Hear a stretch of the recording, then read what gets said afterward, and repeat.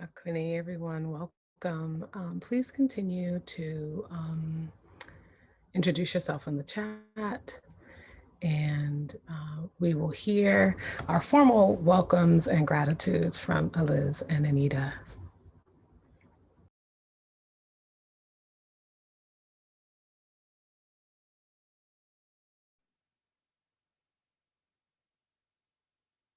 Thank you, Sadhana. Welcome, everybody. It's so nice to see your faces and share this space with you here today. So, thank you for your time and for being here. Um, we just wanted to talk a little bit about the Sangha and thank the folks for helping to make this project happen. So Bhumi Sparsha is a Sangha that is passionate about exploring Tantric Buddhism in a way that has profound relevance and meaning in our ever-changing multicultural world. Our Sangha is a multi-faith emergent practice community. We are rooted in the transformative traditions and resources of Vajrayana Buddhism based in North America. Our teachers, Lama Rad and Lama Justin, co-founded Bhumi Sparsha based on their love for Tibetan Buddhist traditions and the desire to address the hierarchies of power that are at the center of the abuse that too many have survived, including Tibetan teachers. Thank you, Anita. This work, so my name is Eliz, and just to continue on with our gratitude and welcome to all of you here. This work was funded by the Hemera Foundation with a grant. The original writer and project originator was Eric Buse. And of course, the work was made possible with the support of our teachers, Lama Rad and Lama Justin, and the members of the Mission Circle. And then those of us within the Community Ethics Project Working Group, Anita, who you just heard from, Sadada, Cloud Bartoli, Laura Despain, Lieber Goodman, Kate Hatch, Jenna Jean, Karen Nelson, Kimberly Tate, and Jan. And then also a special thank you to Nikki Presley. You'll get to see some wonderful work on the graphics and multimedia in a few moments. And now I'm going to pass it on to Jan to talk about our practice and guidelines.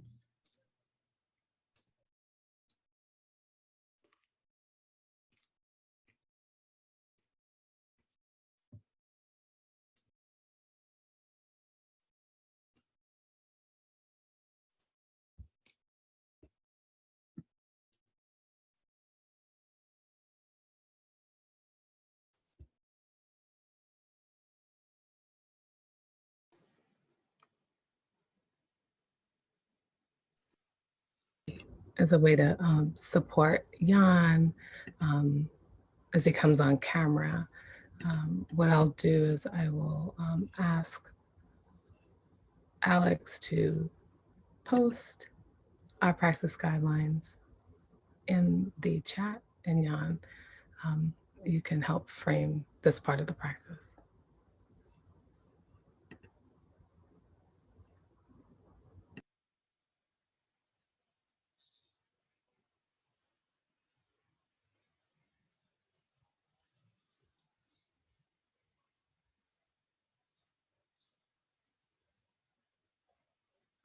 Thank you, Sadada.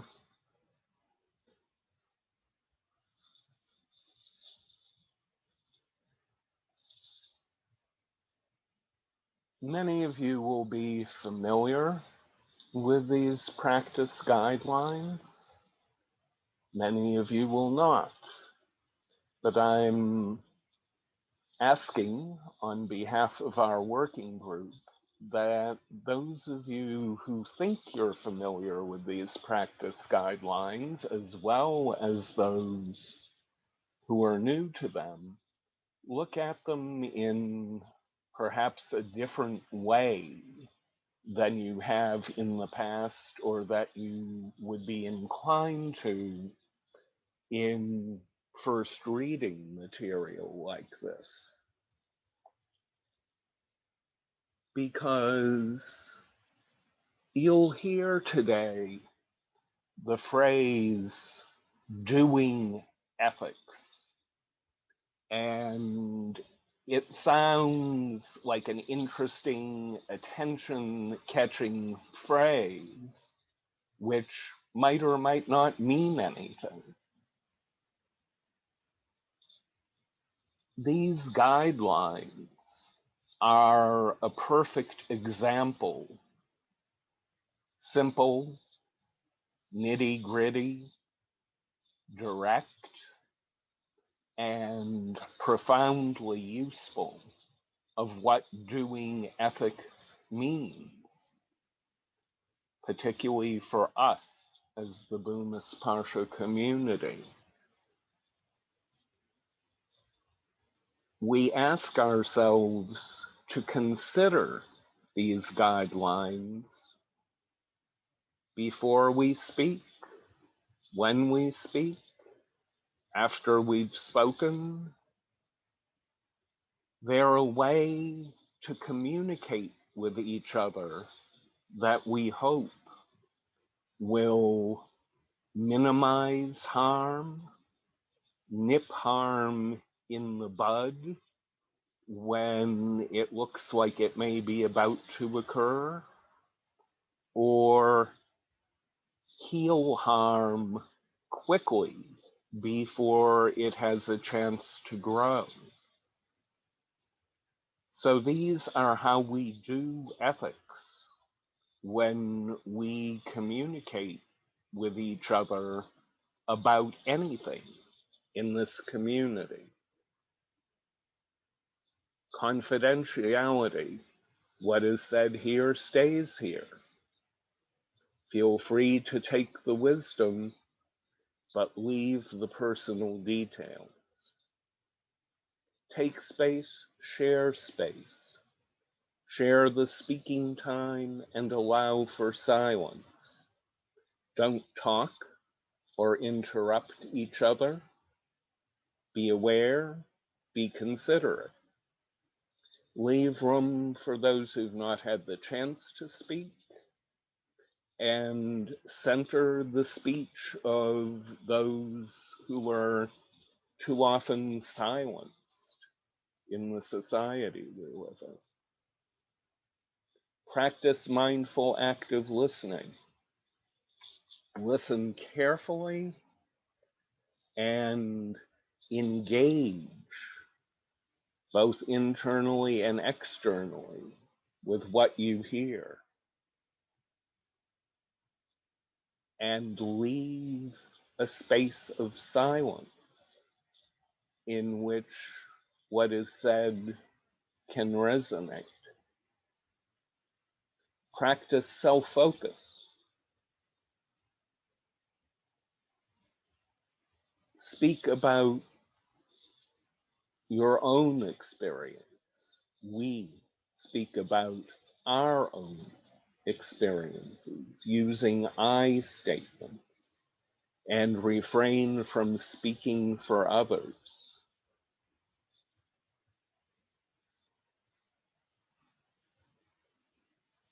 Compassionate presence. We exercise non-judgmental compassion toward ourselves and others. We honor and respect our experience as our own, and honor and respect others' experiences as their own. We practice vulnerability, acknowledging power and difference. Make room for our differences. Make room for those who've been on the receiving end of imbalances of power.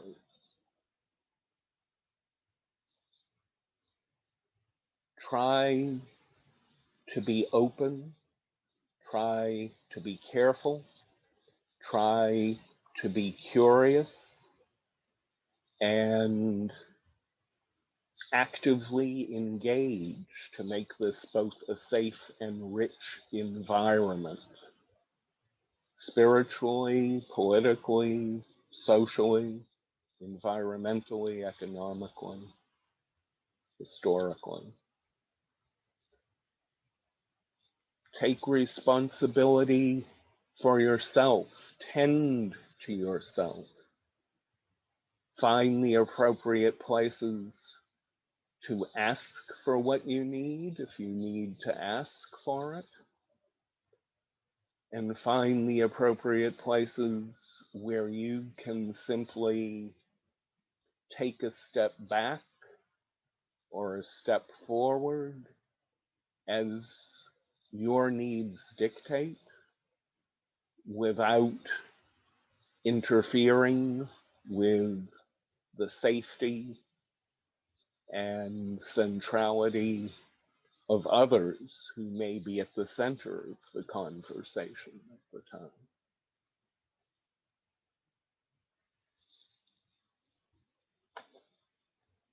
We ask you to let these commitments resonate with you, to employ them as we go forward with this celebratory and informative experience today, and to really try to assimilate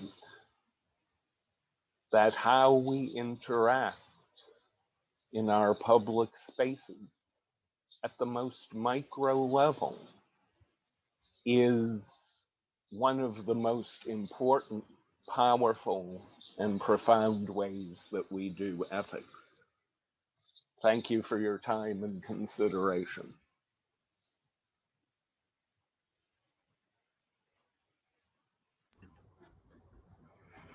Thank you, Jan Katabaramish. Um, so I'm gonna do the framing of our time together. Um, so we've kind of settled in and we've gotten a chance to kind of welcome and hear how we're going to be doing ethics. Thank you very much, Jan. I'm going to speak a little bit about what you're going to experience and how to, in some ways, kind of frame your expectations of this gathering. So what I'll be doing in this framing is first providing you the frame of our time together. In an education frame, we call it a schema. And so I'll be giving you a general idea about what you're going to learn about, and to some extent, kind of inviting you to experience and practice with us. The second thing I'll do is give you first the visual introduction of the process and the product of our work, and the product is a draft of our ethical framework. And so I'll talk a little bit about first our time together. I want to use the metaphor of opening the petals of a flower.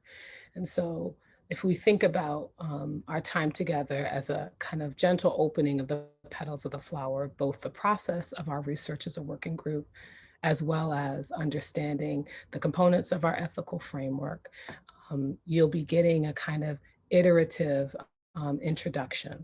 So first you'll see it visually, then you'll get it in a video that was put together by Nikki Presley. And then we'll have kind of these table talks. So we're not in a room together, but imagine that we were in a room together, and you can go to different tables and hear a little bit more details about each of the topics. And so we'll do 2 rounds of those kind of table talks, and those are always optional in terms of breakout rooms. We will make the information of all the research available to everyone if you opt to not be in the breakout rooms. During the visual introduction, you'll see both the draft of the framework as well as the research method. During the video, Cloud will talk to you a little bit about how we'll access that video, but that video will give you all the information at once. And then you'll be able to, in the presentations, to focus in on one subject area in the first round, and then you'll select one in the second round. And we'll walk you through what that will look like. We ask that you engage in this gathering as Giannis reminded us, and that we're doing ethics here together. So as much as like we're talking about this, we're also doing, this is an opportunity for you to engage in the ethical practices that we've been talking about. And the ones we're asking you to do in terms of our community agreements. So now second, I would like to introduce you to just visually to one, our ethical framework. And this is a draft that we'll continue to work with as a Sangha as we go into the second phase of this project. And then talk to you a little bit about the process that we used. So first I'll talk about the framework itself.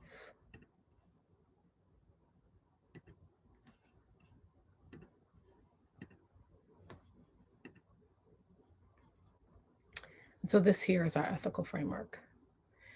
And so when we talk about an ethical framework, we're talking about basically here, what are the underlying values and principles that are at work for us in the first phase of the project, in the practices either that we do in our Sangha already, in our meditation, visualization, kind of community gathering and circle and sharing practices, or the ones that we're coming into our Sangha with, in our own experiences and other communities we've been a part of. So this is the framework itself. And you'll hear more details about this. But again, this is just a visual introduction. And then second are the methods that we engaged in. So we engaged in two complementary methods. One was action research, and the other was illustrated here in more detail as an inquiry-based learning or research. Action research is kind of aimed at kind of having an active high-level inquiry into practice that already exists, either currently or even practice in the past, or practice that you would like to see. And so we did that topically. And most of us started off with a question. And so this is the complementary piece. And so we started to investigate that. Some of that investigation, as you will see, was kind of within the researchers as pairs or small groups. And some of it was engaging the Sangha at large and or some of the founding documents. And so that's kind of closes the kind of framing of the day. Alex has shared with us the agenda. Alex, if you can just kind of share that so we can see where we're at this point in our time together. And then I'll pass it on to Cloud, who will do the kind of second level of introduction. So now we're going to see the kind of big picture, you know, both the research, the projects, as well as the framework. Thanks, Adada. Hi, everyone. We have a video that Nikki Presley put together, as we've said. So I'm just going to share it, the link to the YouTube in the chat because it seems just technically easier for everyone to view it in their own screen. It's about a 13-minute video. So we're going to come back in about 15 minutes, but it weaves together a lot of the different projects that we were all working on. So you'll hear sound bites from the researchers sharing some of what they learned or what they were processing, and there's some beautiful graphics. And then we'll come back and have time to table in person or in real time.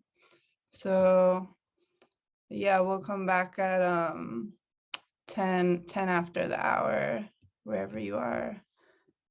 So hope you enjoy, and feel free to message one of us if you're having technical difficulties.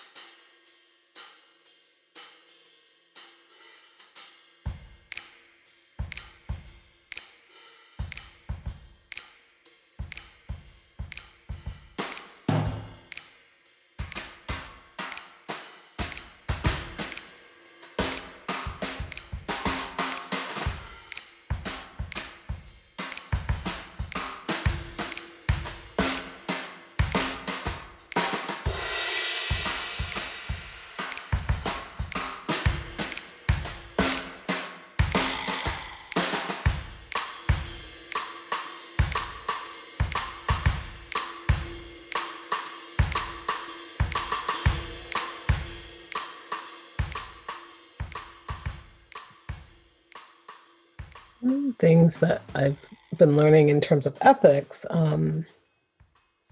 One is that like I feel like it's a practice. I do think that it is inadequate to think that if we just write about it, that one, we have it, and two, the ethics that we have are rooted in love or rooted in liberation, even.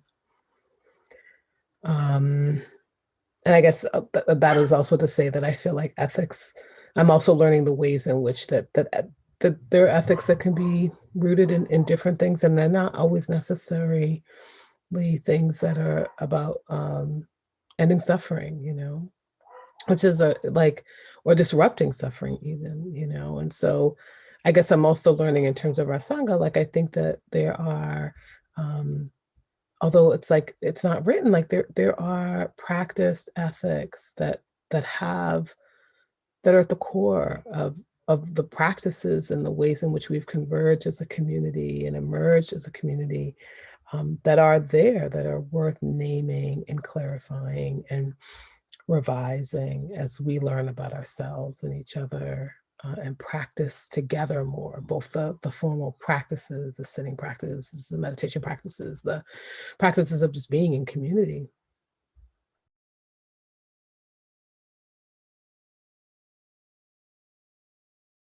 So what I'm really learning is about how, like, particularly because I'm focusing on disability justice principles, which is part of my personal practice in an area I'm exploring, is how you live your ethics and how our ethics are deeply personal while also being a collective thing, and holding the complexity, the both and of that, and meeting each other with the awareness that we as practitioners are at very different areas in our paths, and then also as people are at very different levels in our awareness of the impact of systems like white supremacy and ableism and capitalism and cis heteropatriarchy, all of that. So if anything, I'm learning the importance of having some playfulness and applying things in the moment, and how to name boundaries when you're also still building relationships, like you're first starting to build relationships, and doing it in a way that's like part of building that relationship, and rather than just shutting down connection.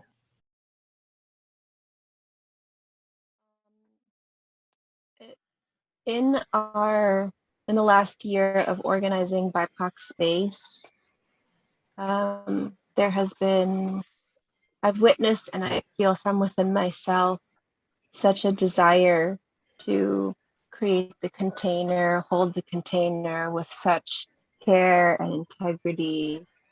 And participating in the project seemed like an important step to connect with others in the community, to support the work by helping me to find language to name and to name the work and frame it within an ethical standpoint.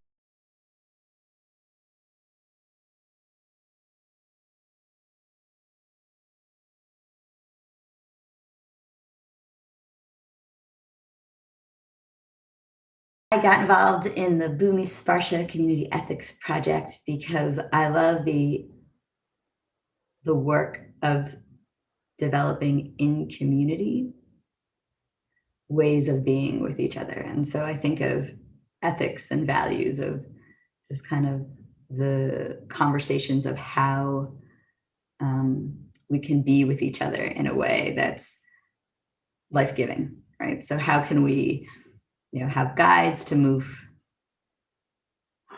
in space, move in the space and time that we're in, and also like what happens when things don't go as we expect them to, or there's harm, or we have questions, and how can we be a questioning, curious and loving space with and for each other and all beings. What I see in the Sangha is that people are willing, like there's a big curiosity around ethics and the conversation happening around it. And like I went to the Uprooting Whiteness group yesterday and mentioned the Community Ethics Project, and it was a small group of us, but people like wanted me to talk about it, and realizing like, oh, this conversation like can just like branch into all these different circles within Bhumi Sparsha, and it doesn't have to be this like formal like written and recorded quantitative thing, which I think why the framework is like a beautiful way to think about it, because the framework kind of like holds everything. It can like hold space for all these conversations to happen. It's like really at the heart of what I wanted to begin to do as like somebody who holds space for people to be in good relationship with each other and create structures that embody those good relationships, and particularly in like teaching and healing contexts. And I think I used to say like let's like I had this like tagline, like let's curate our ethics together, you know. And I think from the beginning, like I've always felt that like you know, ethics is not simply something that we like describe, but it's something that we live. And so an opportunity to like gather people to have like authentic inquiry in a community where, you know, myself and like you all have mentioned, like that has given so much to me. Like it's like it is also like a big act of both service and commitment.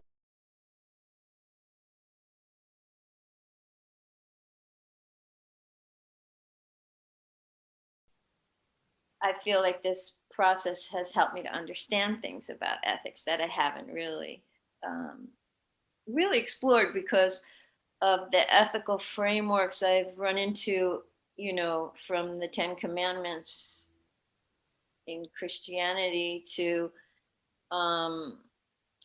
you know, traditional kind of Buddhist ethics, the Eightfold Path and things, and a lot of things, vows and all kinds of stuff, bodhisattva vows, all kinds of things have, you know, the question has been, how do these become operational? You know, like how do I actually embody these in my life? And also and so because they felt just like words on a tablet from God, or, you know, from an ancient book, they just don't feel relevant to me. But it's sort of like, okay, well, I can try to kind of fake it till I make it on that one, but I forgot about it for about 20 years. So so I feel like that the kind of sense that ethics are a living, changing, growing stream. Seemed to me that the four activities, even though they are seldom named in the process of doing ethics, in the process of trying to identify and prevent harm at the communal level, or to speak to harm when it's happened, or to heal harm when it's happened.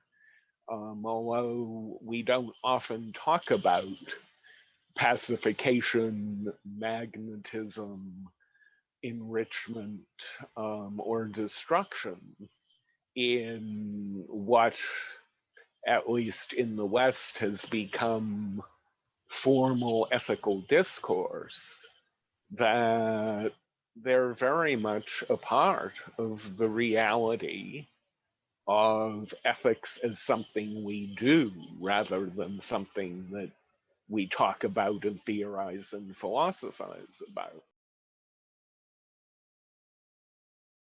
We can easily expect to have a broad range of perspectives on any one single event, and particularly if it's a sensitive event, some in which some sort of harm is perceived, that any process that attempts to investigate or remediate that has to take all of that into account, that there's going to be disagreement and perhaps very significant disagreement within the organization or within the membership or participation in the Sangha. And yet, of course, the goal is to remediate, is to figure out how to bring difference together and to heal, even though so maybe just backing up a second is to say that the goal has to be to figure out how to heal with difference intact, that people are going to have different perspectives, and yet we still want the organization to be whole and to heal from whatever's occurred.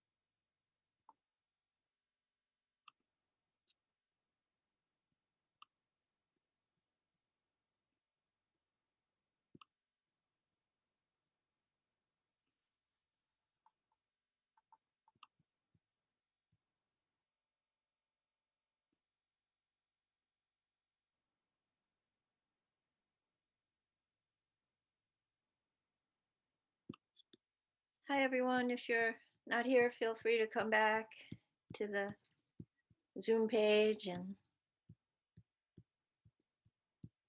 thank you. Hi, welcome back.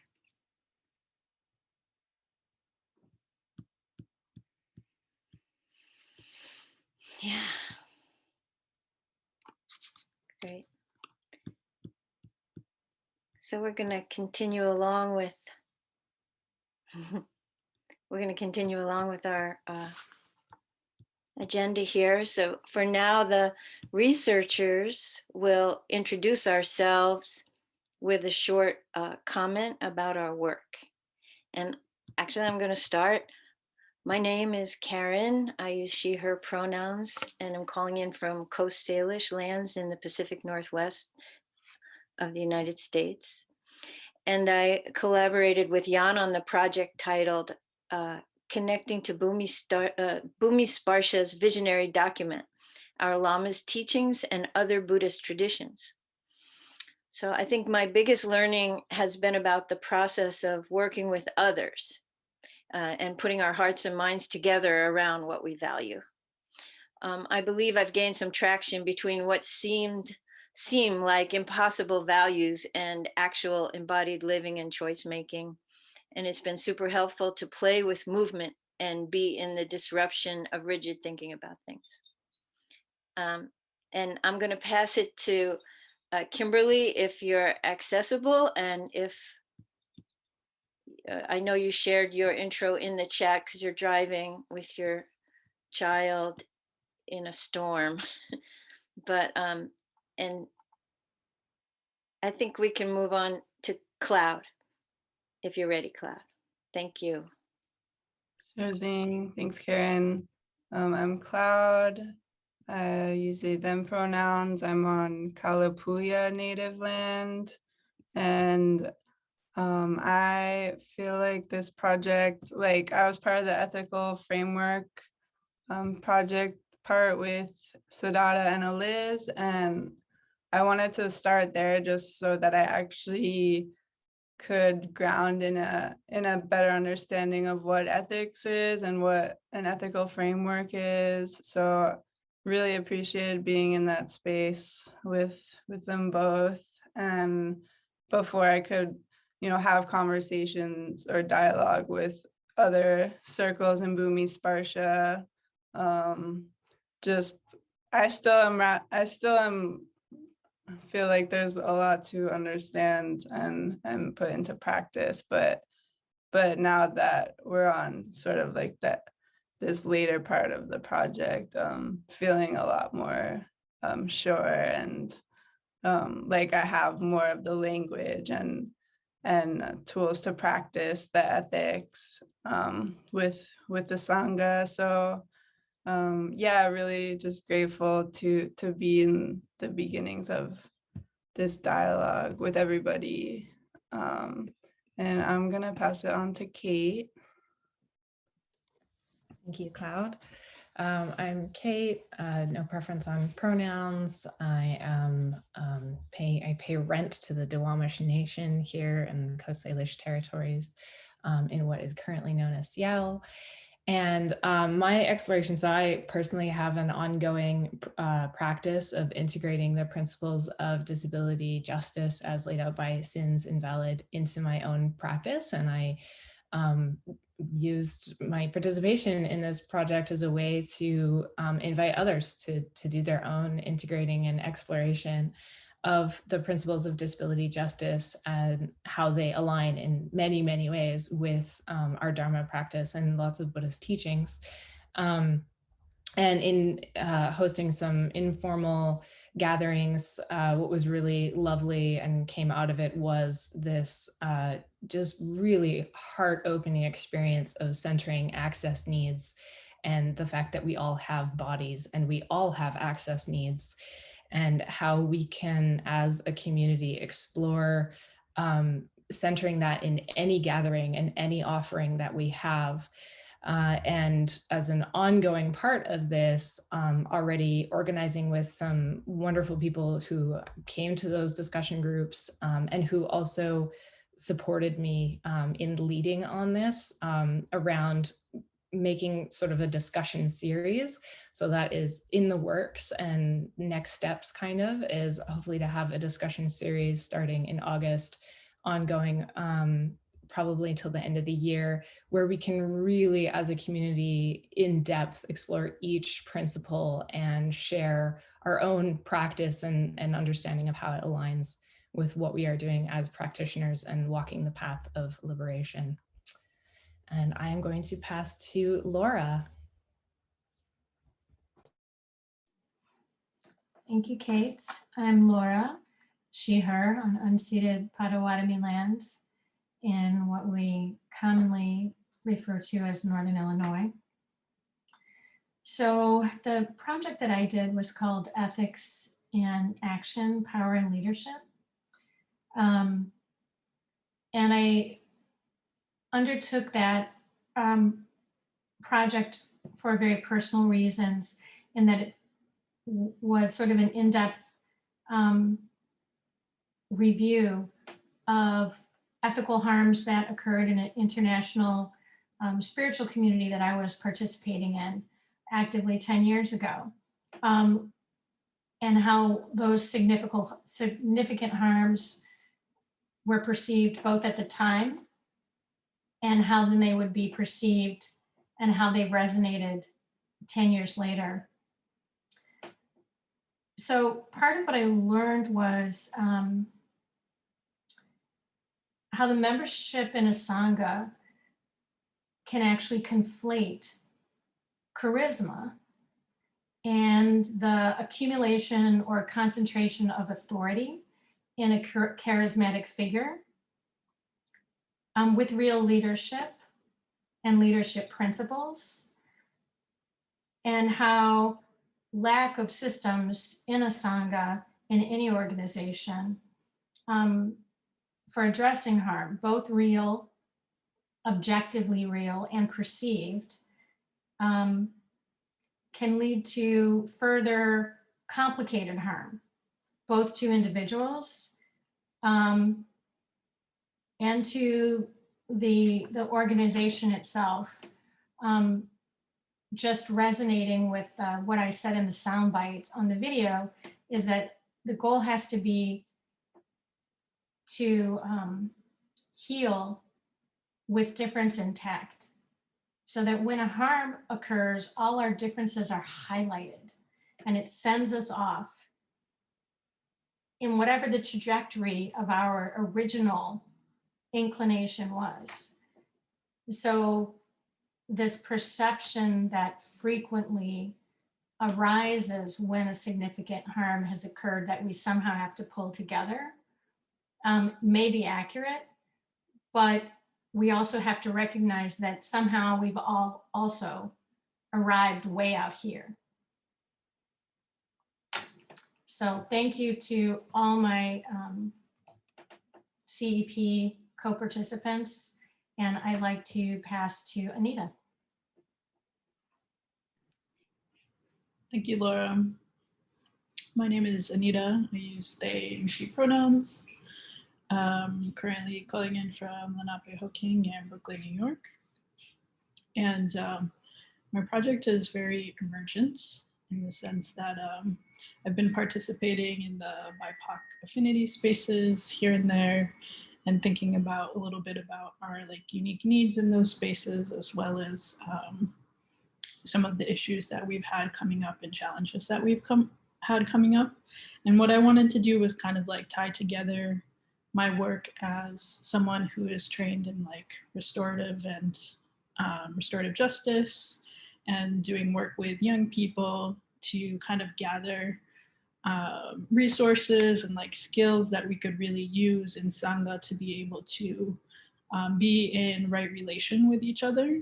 And so that is, a emergent and growing document that I'm putting together, just around the things that we can use to kind of educate ourselves and broaden our skills around conflict, repair, harm, and things like that. So yeah, really excited to be able to kind of put together my skills and bring them into this space here, and working together with the folks in the ethics committee. And let's see, I will pass it to Jan. You're up next.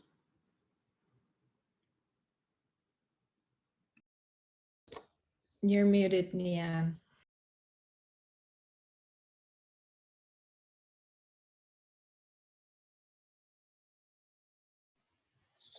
Thank you, Anita. My name is Jan. I use he, him pronouns, and I'm calling in from Mohawk and Mohegan territory in Albany, New York.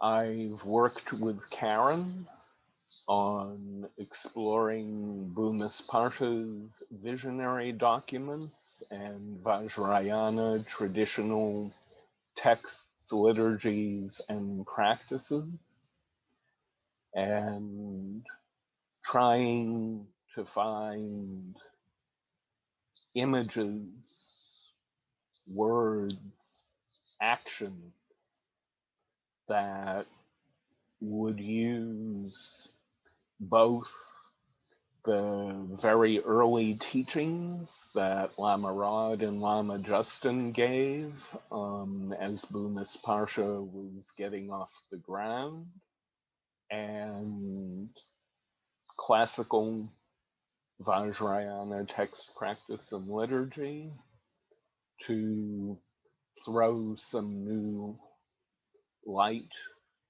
on what it means to do ethics. And it's been a great joy to collaborate. I think most of us have had that experience of really illumined, inspired collaboration. For me, the best fun in that was Karen's background in contact improvisation dance and using that as a primary way to bring our text to life. And I'm going to hand on to Liz. Thank you, Jan.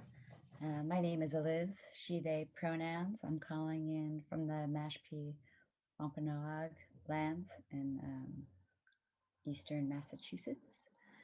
And I had the wonderful gift of getting to work with Cloud and Siddhartha on the ethical frameworks project, where we examined other Sanghas ethical statements as well as a couple of other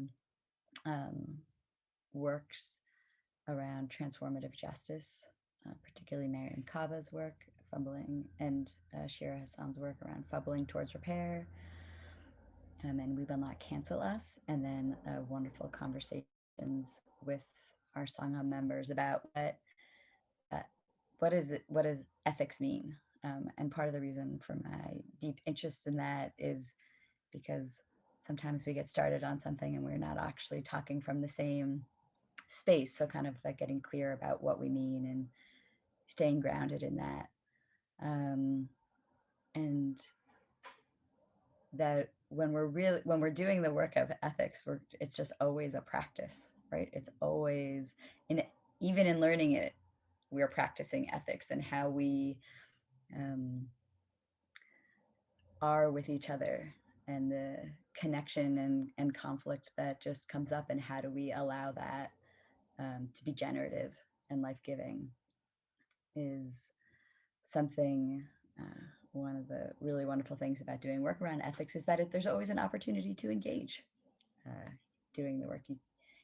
While you can get pulled away, I think one of the really wonderful pieces of doing the individual project, but also the whole project with all of our co-learners, is that we were really practicing it as we were doing it. And that was an incredible gift. And the idea of how can we bring that as we're practicing all of the time in all of the spaces in Bhumi Sparsha. And I will pass it on to our loving and fearless herder of cats and facilitator, Siddhartha. Thanks, Liz. Morning, Ukashkatawunk. It's really good to be here with you all. My name is Siddhartha. My pronouns are she and they. I'm calling from eastern kind of Massachusetts area, but for the lands of the Massachusetts. And I had the honor to kind of lead, facilitate, model even for the working group as the facilitator, coordinator of the project itself, and also to work with, and as a consequence, I had the real benefit to learn with as I was coaching and supporting and helping folks get their research off the ground, Sangha members and researchers who had such a wide range of interests in terms of ethics, and then also incorporate the interest of like members of the ethics and the mission circle, their interest in this project, and the Sangha at large. The project I chose to kind of be a part of and kind of initiate was to what Alyssa is saying, like for us to get really clear about what do we mean by ethical framework, as well as help us as a Sangha and as a working group situate ourselves in thinking about ethics as a practice in addition to something that we structure in terms of our policies, but to start there with the practice. What is already there? What are we already doing? What are we already bringing into the work? Feels really important to me as an educator, facilitator, and coach, who really sees at the center of my work. What are our values and principles that we're operating from, implicitly and explicitly?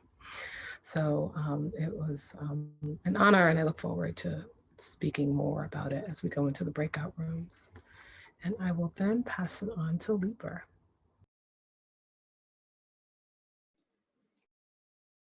Hey everyone, I go by they and he pronouns. I'm currently calling in from the lands of the San Fernandino Tatavian peoples. I live in Brooklyn, Canarsie, Lenape-Hoking lands. I also want to call in Kimberly, who is driving right now, who is also a collaborator, uses she, they, we pronouns on Muncie Lenape lands. Us two, along with Cloud, were also delegates to the mission circle or the board as well throughout the process. So our project, along with Anita, was enacting transformational ethical agency through reflexive practice, 1 year of BIPOC coalitional membership, leadership, space facilitation, and collective organizing, centering intersectionality and relationality in Bumi Sparsha. It's a mouthful. It was basically, there has been throughout the last year a affinity space. There's been a Wednesday daily sit affinity space. There's been a care circle affinity space, as well as an organizing collective that has helped kind of been doing this. And so Kimberly and I were both part of the BIPOC organizing collective, and we're engaged in various activities throughout Bumi Sparsha. And so our project was basically about engaging with what we've already been doing. So cycle one was really about aggregating and acknowledging the organizing of all of the driven events and offerings, the affinity space and intergroup for the entire Sangha, of those that identify as Black, Indigenous, and otherwise people of color in the Sangha. And Kimberly and I are just two people that met and engaged in kind of an ongoing dialogic process, because we were both also engaging in a facilitator resource group. Kimberly offers yoga movement training. We've been engaging in the BIPOC affinity space. And so Kimberly and I met weekly and also checked in alongside Anita, working on transformational justice, to really be thinking about how can we be responsive to issues that are coming up from within our collective space in the Sangha, thinking about our positionality in the United States as people of color, engaging throughout all of our diversity and differences, and kind of coalition building, and how we are centering kind of an intersectional framework and sensibility, highlighting kind of multiplicity and the co-construction of marginalization, as well as relationality, and the importance of responding to member needs and issues that are emerging within the Sangha, as well as cultural moments and critical incidents happening in society and the world around us. And so our first cycle was really about kind of cataloging, and we created a whole mapping of all the various things that we have been doing, and not all of us, but the people that are involved in the organizing collective for affinity space and all the other spaces that we touch within Bumi Sparsha, including the BIPOC needs document and data collection that we did in the fall, and as well as our many offerings throughout the last year. And then cycle two was really about engaging with more responsiveness around the socio-political and interpersonal conflicts that impact our organizing, space holding, affinity space. So it's really about engaging in a reflexive praxis, a reflective practice process, and trying to be mindful about what it is that we're doing and in dialogue. And it was such a deeply transformative experience getting to know Kimberly on such a deep level and really trusting in one another and really trying to translate and what we were doing across different spaces. We also ended up creating a gathering along with the Waking Up to Whiteness or Uprooting Whiteness group around the May We Gather event, acknowledging the Atlanta shootings and the rise in anti-Asian violence in the United States around the pandemic, and thinking about how we can best support folks. We also were engaging with how do we respond to interpersonal and intergroup conflict, because there, as been noted, these differences, and we have to appreciate them and still have those differences intact and make space for them, and using intersectionality and relationality as tools, as frameworks to guide us forward. I think I'll end there, unless Kimberly is available to come on and at least say hello. But if I'll pass it back. I have a moment just to say hello. Thank you, Lieber, for speaking for us. I'm so grateful to be able to lean into our partnership in this project. That's a big thing that I've learned about being in community and bringing forward this process of working and learning together is an embodiment also of the ethics that we have here in community. Thank you so much. Thank you, Kimberly. And it was good to hear your voice in the space. Certainly your work is an integral part of this. So we're going to transition. So I'm going to ask Alex, our tech host, if you can just one more again, slap that agenda in there just so we can be oriented to where we're at. Thank you very much, Alex. And I'm just going to speak about this part. So this part, imagine we're all in a space together. And now that you've heard from all of the separate projects, the people, and heard something about the projects, imagine now that you'll see us disperse into tables. We will not be gathered in the same project, but that will be gathered kind of at table numbers. And in a moment, Alex will open the breakout rooms, but before Alex does that, he will put a list that has the pairing, or for, in one case, a group of 3 of the groups, the breakout room, like kind of groups and titles. So you kind of remember. We've also renamed ourselves by our group number as well as our project. So there are many ways in which, you can decide. And we're going to do 2 rounds of going into breakout rooms. We'll make this, I'm going to do a little adjustment on time. So working group members, tech hosts, listen up. We're going to do a 7-minute breakout room. And that time, facilitators, working group members, you can decide how you want to do it. But you'll have 2 or 3 working group members in the group. So you'll have 2 or 3, well, actually you just have 2 projects that you'll hear more about.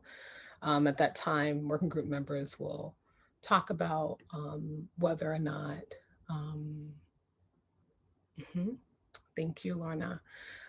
Yeah, we'll take a break actually, and then I'll invite people to do that. So we'll take a break before we go into breakout rooms, just so we can kind of like process. I know it's been a lot.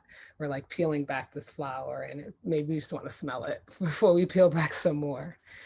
So let's say instead of 7, we'll do 6 minutes in the breakout rooms. We'll come back for 2 minutes, and then we'll do another 6 minutes. But for right now, why don't we just pause?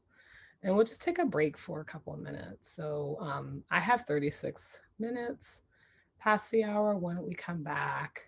I'll just make it like 4 minutes. So 40. Well, let's do a 4-minute break. This is optional. You can move, you can do a sit.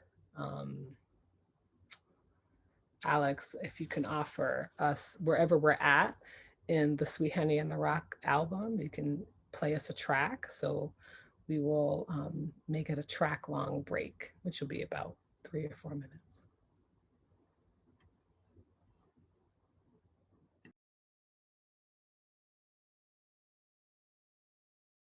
So this is kind of the time that we've asked you all to carve out. And so we also want to like be respectful of time and also say that for 15 minutes after the hour, wherever you are, we will be available for direct question and answers about the project generally and or about specific projects. So we will be available. Some of us, not everyone is not required to participate from the working group, but those who are available, there will be a Q&A following this brief dedication. Lieber, would you like to kind of wrap us up and then I'll do a dedication? Oh, you've already, but do you want to just kind of explain what you put in the chat? Sure. Thank you. So thank you so much, Siddhartha, for your leadership today and throughout the last 6 months. And I want to thank everyone for your participation today. Obviously, this is only a sampling, a taste test of the rich feast that we have been engaging in around ethics. And even beyond the people that have been specifically involved in a community ethics project, ethics is at the core of what has brought so many people to Bhumi's, what has drawn so many of us to these practices, to this finding community.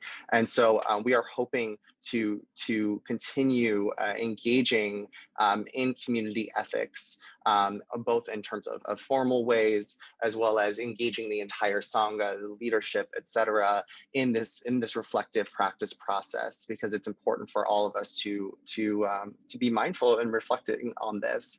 And so we wanted to make space for in the chat, or perhaps if you can stay afterwards, to just what as we move into the next phase, like what do you want us to work on to begin directing where the project continues to go, to begin directing the Sangha, because your voice matters and your perspective is incredibly valuable. And so whatever has come up for you, we would love to be engaging with you further, either in the chat, staying afterwards, and there will also be a follow-up opportunity to have written responses as well. So that's, I think, yes, and I'll pass it to Siddhartha. Thank you. So I know some of us are leaving, and so thank you for coming. And I also know some of us will be staying. But as a way to kind of put a parentheses around this formal practice of this doing ethics, like how we've been doing ethics, how we've been doing the creation, the co-creation of the framework of the ethics. I do want to end in the way that we end our practices, our seated practices, our practices that are led by our lamas or by other Sangha members here at Bhumi Sparsha. And that's just a brief dedication of merit.